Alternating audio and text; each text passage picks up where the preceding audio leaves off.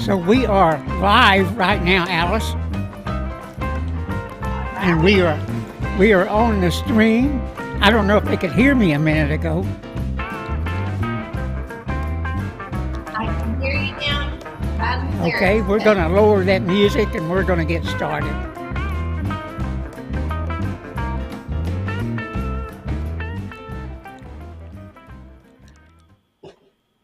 Good evening, Texas bikers and bikers all across the nation and the world. This is Popeye Live, and tonight our special guest is Alice Linahan. And Alice was battling the school systems before they went woke, and everybody else. And Alice, tonight I want your opinions on everything. Everything. Okay. And you want to tell the folks about yourself for those that are new? We have a lot of new people. Okay, sure. My name is Alice Linahan, and I work with an organization called Women on the Wall, and we cover 3 key issues: immigration, national security, and education. And my wheelhouse, if you will, is education, the education piece. And so I've been at this about 10 years now, crazy.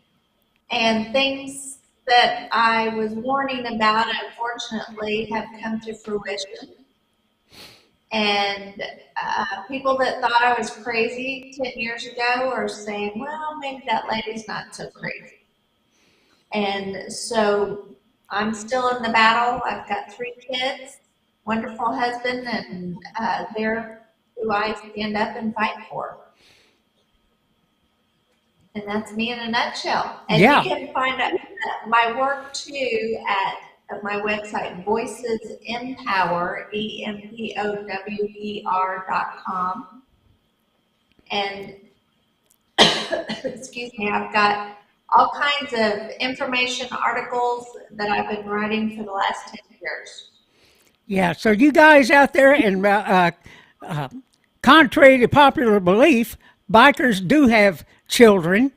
They do have grandkids and everything else. Now, this is something to get your wife to listen to if she's not listening to now later on. Because I know that bikers' wives will stick up for their kids. There's no two ways about it. There's no 2 ways about it.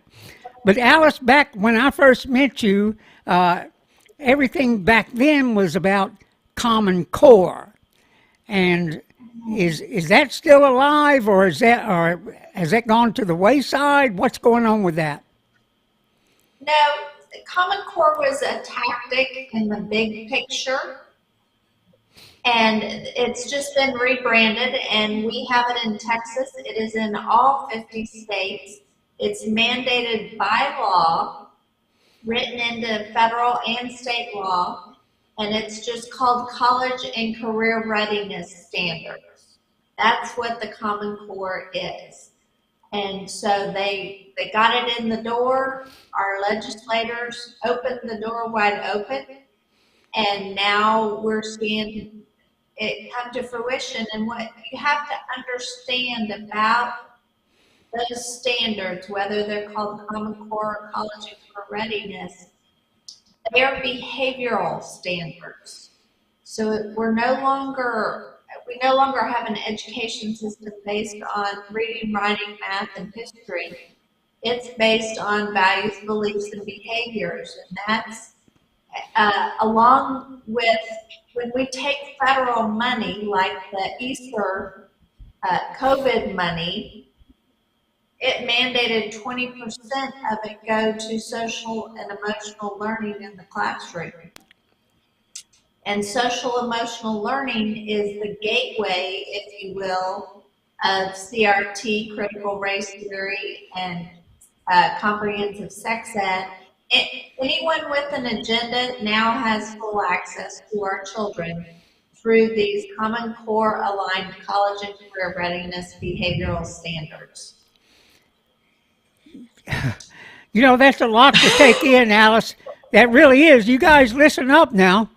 And pass this on. This is going to be good tonight. Make sure you pass this on to anyone that has children in schools or grandchildren, and make sure you educate yourself on what's going on. And Alice, let me say this. Back when the kids started walking out of class, you know, because there were some that walked out because they wanted the mask. What did it take? A teacher 30 minutes to get them to organize and walk out of the classes? You know, they had that much influence on them.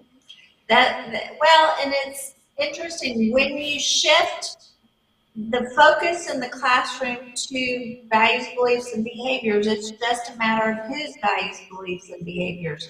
And they're using tactics to control. And the mask is just another example of activism in the classroom. And Yeah. that's what this is.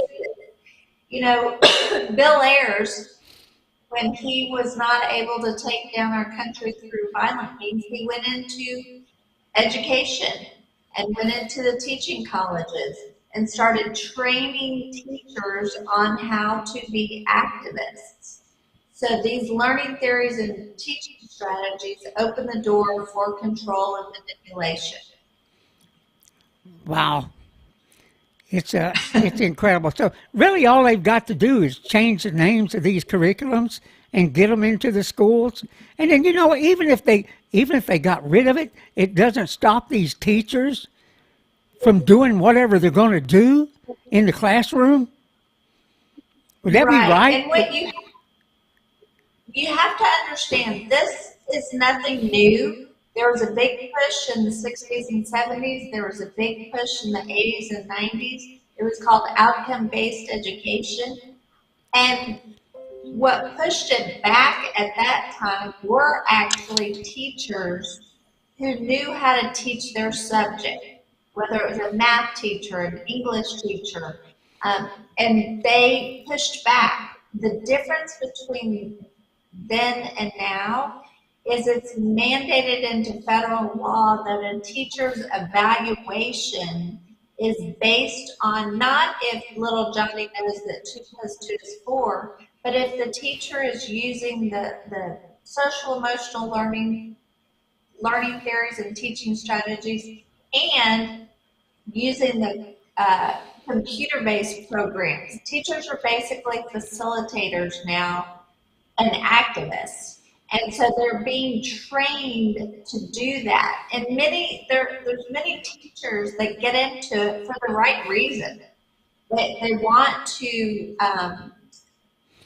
help children. They want to teach children, but how they are trained is no longer in academics, but in all the feel-good social emotional stuff. I had a teacher the other day that was debating on social emotional learning, and she was saying, you know, I'm a conservative Christian. You would want me teaching your child. And I said, well, here's the deal.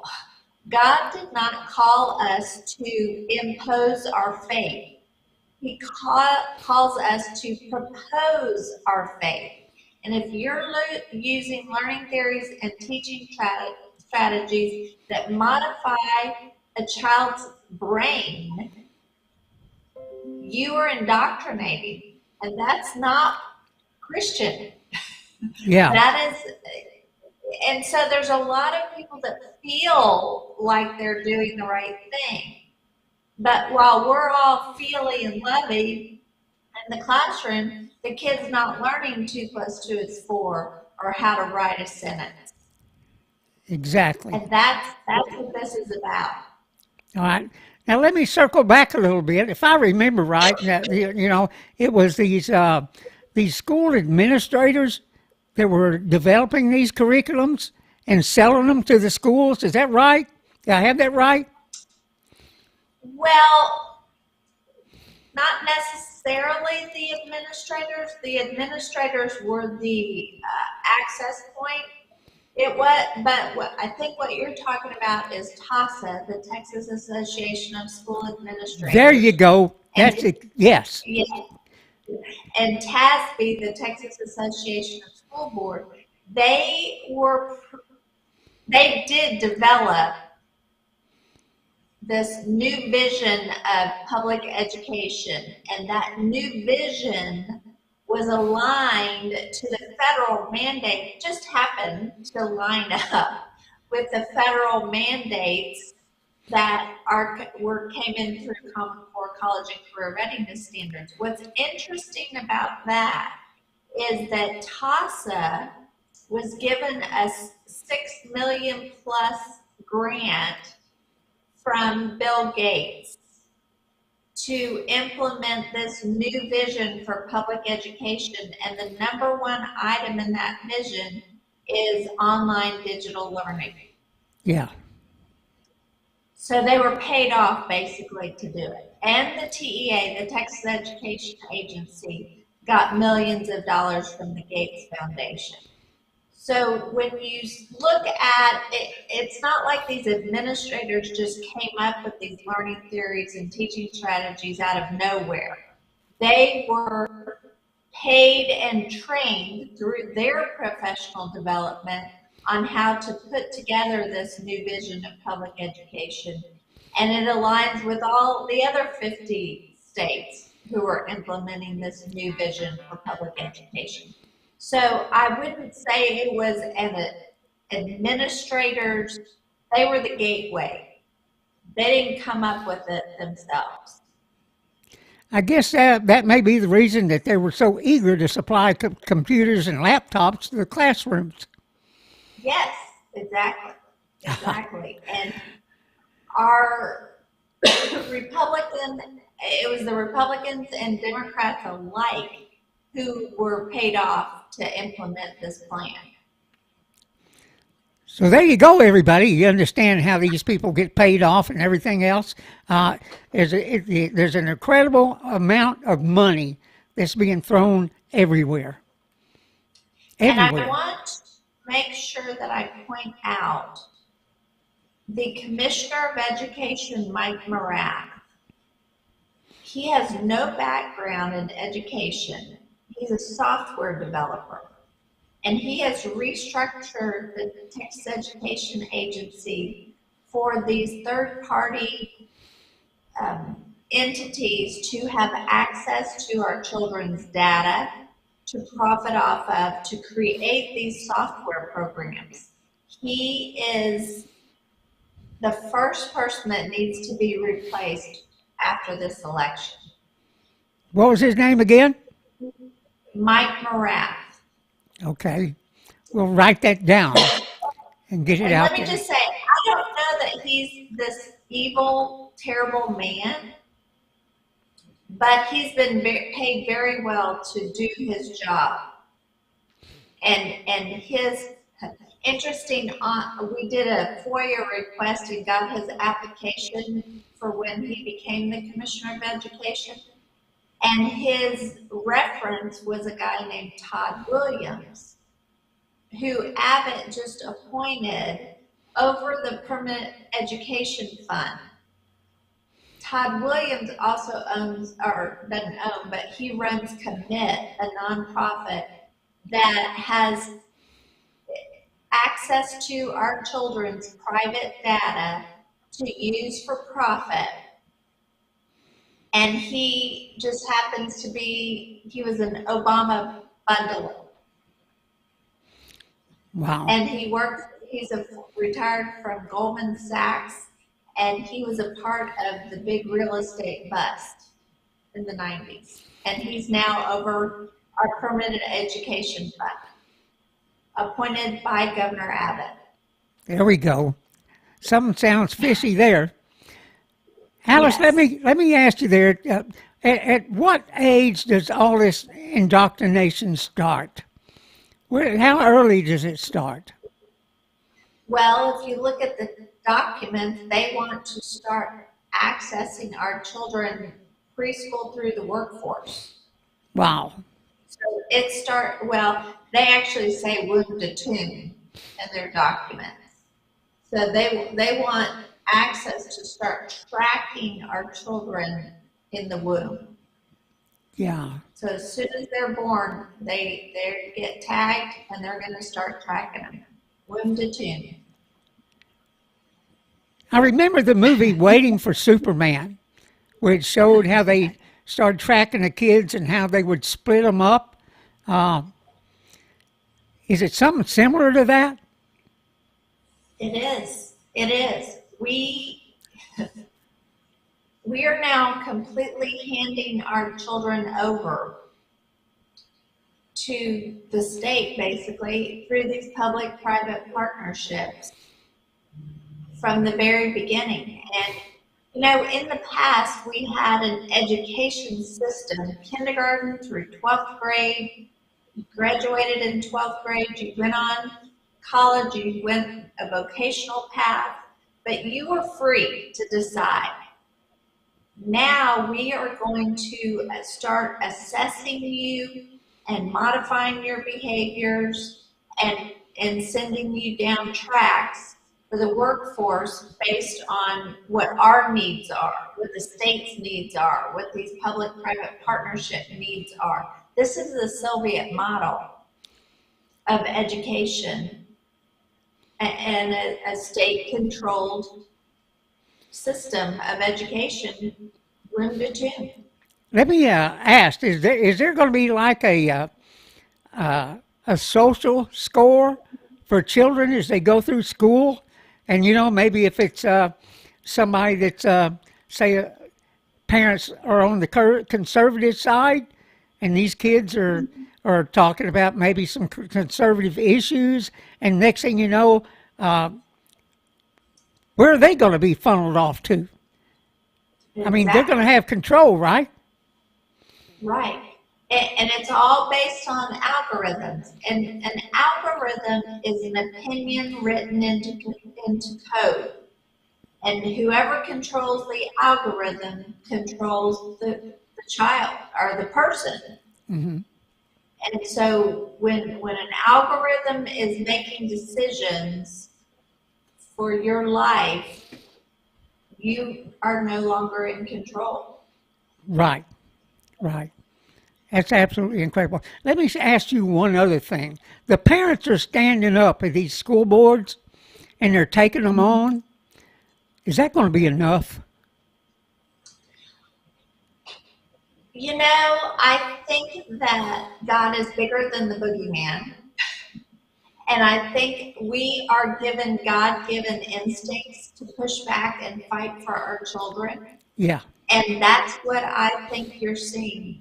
Dr. Peg Lexick, one time, someone asked her, why is it all these women out here fighting against all this? And she said, a man will die for his child. He will stand in the line of fire and die for his child. A mother will kill. yeah, that's the And truth. those are God given instincts. And so when you see these moms and dads up, pushing back and fighting at these school board meetings, that's what I think you're seeing. And that's why I have hope. Yeah, I think they're Because they're setting the example. They really are. yeah, They're setting the example yes. for everybody. Stand up and fight. Yeah, Yes, I think that's where the battleground is. I don't think we're going to elect someone to save us. I think we've got to save ourselves. We do need to care about elections because they can continue to make it worse and worse. yeah, And we need to hold people accountable. I think Governor Abbott is, he has to go. yeah. He has You, you you know, go ahead. well, I think some Republicans are even more scary than Democrats because they say one thing and do another. At least with the Democrats, we know what we're getting. We know it's evil. We know we're not getting what we want. Republicans, and a lot of these pro-life conservative out there saying vote for me, I'm pro-life, which I'm all for. but you protect them in the womb and then you kill them in the classroom. Yeah, exactly. You know, I got generally I have a lot to say about Abbott. He's good at getting photo ops in his little Oh, uniform and yeah. stuff. You know, he's good at that. But I'm a Yes. result oriented guy. I like to see results, and I Right. see his attempt at the border uh, and other things. Uh, it just doesn't cut it. Uh, the No. things he's done to slow down immigration, zero in my book. You know, they're still coming across. No matter what he's done, no matter what he says, it's still the same. And the federal government's out of control, and they don't mind anybody. Why should we? Right. They don't pay attention to laws. Why should we? Right. I mean, if we need It's more border fencing, let's go over there and get it. We paid for it. right. That's just my That's opinion. You know, I got right. a lot of problems Right. with Greg Abbott, and so Yes. it's it's uh, it's not only standing up; it's knowing who the culprits are. Right. Right. And speaking up. And we've got to have strong people in those positions of power. But it's not, so many times, and you and I, Mel, have been in this long enough. We know who the players are and who we've worked hard to get into office, and then they get in and they get to Austin or get to Washington and they completely buckle. Yeah, exactly, exactly. Not to say the choice of the Speaker of the House in Texas, where we end up getting stabbed in the back every time, including Right, this last session. right. That's exactly, oh, bad. I It's, mean, Alice, we had great bills before the legislature this last session, really good. They were backed up by the Constitution. They were shocked when we explained our situation to the legislators. We had bills that were ready to go to the governor's desk, but it didn't make the last cut because of other things had gotten away. The usual things right. that they argue over every 2 years, again and again and again, so they get nothing done. It's Well, incredible. and I'll tell you, in the education world, that issue, the narrative is school choice, school choice. We just need school choice. And that is BS. They've been saying we already have school choice. Parents can choose public school, parents can choose private school, parents can choose to homeschool. That's already written into the Texas Education Code. When you have government regulated choice, you are limiting your freedom. You are not expanding it. And choice is the Trojan horse and the carrot to control. And it is such a dangerous, in my mind, false narrative. Just like them saying we don't have Common Core in Texas. Yes, Yeah. we do. It's just rebranded. See, When what the would money follows the child, so do the mandates, and the bad guys want access to our private schools and our homeschools to destroy them the way they did our public schools. Alice? If I remember right, the Texas version of Common Core was C-scope, right? That was the one element of it. Yeah, Yes, that was kind of the pilot program for it, if you yeah, will. yeah. Incredible, guys. You need to know what's going on in your school. Uh, Log on to Women on the Wall. Look for Alice's articles and stuff. I know she's written on this stuff. It's things you need to know in order to make good choices. And Alice, March 1st, it's here. It's here. It's here So, tomorrow. what do you think about the governor's race? Tell me what you think. Who you going Well, to choose? I'm supporting Alan West, and I will tell you that I asked to speak with him, and I did not want a Zoom meeting. I wanted face to face in the same room with him to Mm-hmm. tell him what I knew and to give him the documents to prove what I knew was the fact and not just opinion. Mm-hmm. And he sat with me for well over an hour. He has surrounded himself with some education researchers who are doing great work. They're asking all the right questions. I have testified so many times in front of Put Vines and been completely ignored. So, in my mind, and we just had a taping or a screening of the documentary, The Mind Polluters. And I encourage everyone, if you have a chance to go watch it, I'll be in Grapevine on the 7th doing another screening, and in East Texas on the 31st of March. If you can get to it, you need to see it because the producers of this documentary did a brilliant job in, excuse me, connecting the dots of what's coming into our schools. And it is very hard to watch.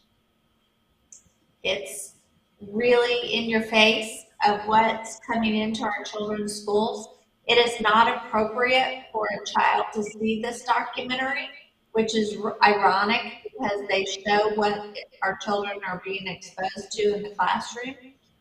And so I asked Alan West to come. I didn't want him to give a speech before the documentary and then bug out and leave, like a lot of other candidates do. Oh yeah. And so he sat through the entire documentary and then got up and gave his reaction. And we were in the Hope Center in Plano, so it could not be any kind of a campaign, or it wasn't a campaign, it was for this documentary. And but at the end, he said, I know I can't be political, but I can tell you if I get into office, I'm going to stop this crap. Yeah.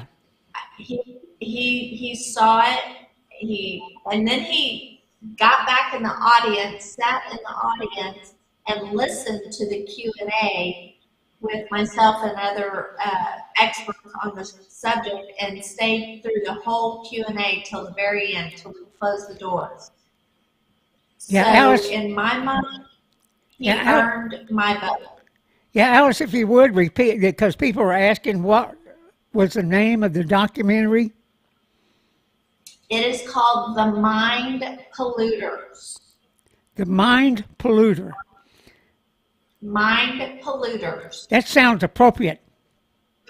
Yes, it is. And the couple that did the documentary, they were in the film industry, and they had young children, and they started seeing what was coming in. And so they used their talent and their resources to make this documentary that really connect the dots. And they focus a lot on the comprehensive sex ed that's coming into the classrooms, all the crazy stuff, and connecting it to Common Core and the social emotional learning. They did a great job.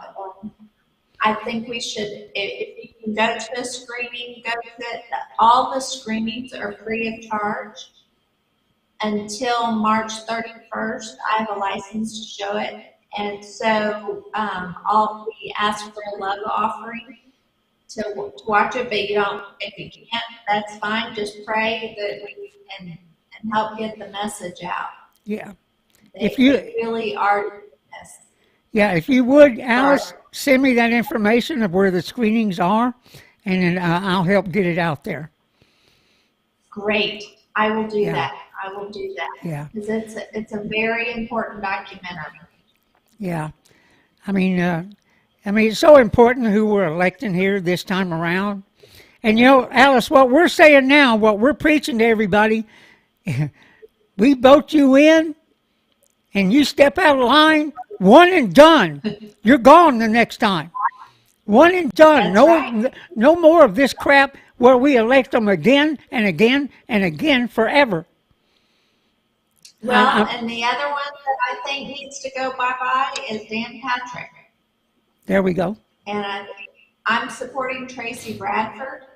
She's one of those mama bears, and she's been in the Texas legislature fighting for and against bills. She knows the process from a grassroots activist mom point of view, fighting for and against legislation. And that lieutenant governor's position is so key, as you know, because of the control over the Senate. The lieutenant governor is actually more powerful than the governor. Exactly. And so Dan Patrick needs to go bye-bye. Yeah. Yeah. It's incredible. Incredible. Well, I'm going to talk a little bit about some biker stuff now. If you want to hang around, or if you got something you need to go do, your choice. Well, I've got my kiddos I got to take care of, so I'm going to jump off of here. But I will send you the link to the mind polluters and the information on them. And I would love to come on after the election, after the primary, and we'll see who will be fighting for after the primary. Let's do that. And this time, it won't be so long in between programs. And so, yeah, hey, we're always glad to have you, Alice. You're a wealth of information. And I'm telling you guys, she walks the walk and talks the talk. She goes after them. Thank you, Alice. I'm a bear. Thanks, Mel. Bye-bye. I appreciate it. Bye-bye. Okay, here we go. Hello, everybody. Can you see me? I should be on your screen. And let me see. Yeah. So let me give a little update on what happened in Lubbock. We dug into it, and what happened was they had a Texas COCI meeting out there, a new COCI out there in Lubbock, and it's first time, and so they I guess somehow law enforcement got hold of it. Or found out about it. I don't know how, and who cares really how they found out. But, the law enforcement did show up in the parking lot. And to me, that is still a form of harassment, I do believe. And yeah, they had their meeting, and, they were there in the parking lot for a while, and they left, and there was some other unidentified cars there, unmarked cars that they think were federal police. Who knows? I don't know if Lubbock has the feds out there like they do here in Fort Worth. But, it seems to me probably the gang unit is doing their thing, whatever that is, and generally it's wrong. Because they don't know what they're doing. They don't know what things are about. They don't know who's who. They just don't know. They think they do. There's certain clubs they're going to pinpoint. And, if there's no crimes going on, I don't know why they should be there. And there's certainly not a COCI meeting because it's a political organization. That's what they do. And we, according to one writer, there was a helicopter there. That ought to have been interesting. Maybe it was by accident going over to the hospital or something. Who knows? But I plan on the next COCI meeting they have out there, depending on the date of it and what we do here. I'll bring a crew out there, give them some support. And yeah, if I see law enforcement out there, I'm going to ask them what their damn problem is. One time we had a big meeting up here in Duncanville. There were bikers riding in from everywhere. People started calling the police department. I don't know why. Nobody was bothering anybody. The public was not in danger. But I remember the police showed up and, they kind of came inside to see what was going on. And I said, well, and I had a chance to speak, and so did Bill Smith. And, I had a chance to speak to him. I said, hey, there's nothing going on in here you shouldn't see. You want to come in? Oh, no, oh, hell no. He didn't want to see. He wanted to keep his perception of the mean, evil bikers. That's what he wanted to do. He didn't want to see the truth, and we certainly did invite him in. Come on in here. It's not what you think. It's not what you've been told. It's just not. You want to hear a prayer? You want to hear the Pledge of Allegiance?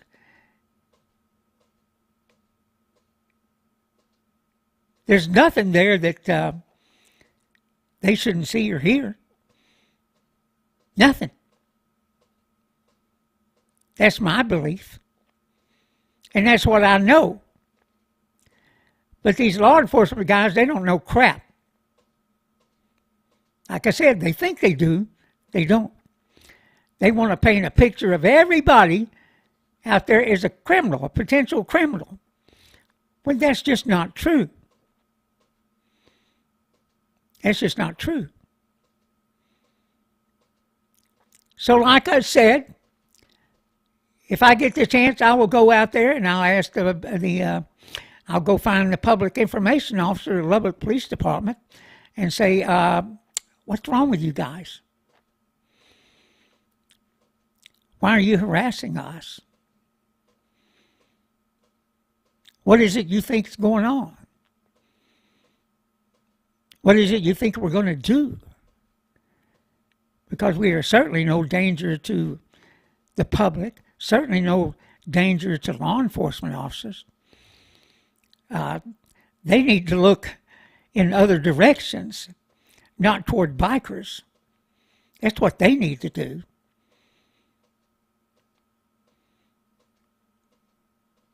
Because if they're having to watch their backs, it's certainly not from us. And you know that as well as I do. That's where we're at, everybody. That's where we're at. So if you're inclined and you live out in West Texas, you want to join that COCI meeting the next time around, watch for it. We'll post it. And yeah, you may be a biker and you've been told this, you've been told that. But it's not what you think. It's a legitimate political organization. And they work for the benefits of every biker. Every biker. And each time we have a victory in the courts, no matter who it is, no matter what club they're a member of, that's a victory for everybody. For everybody.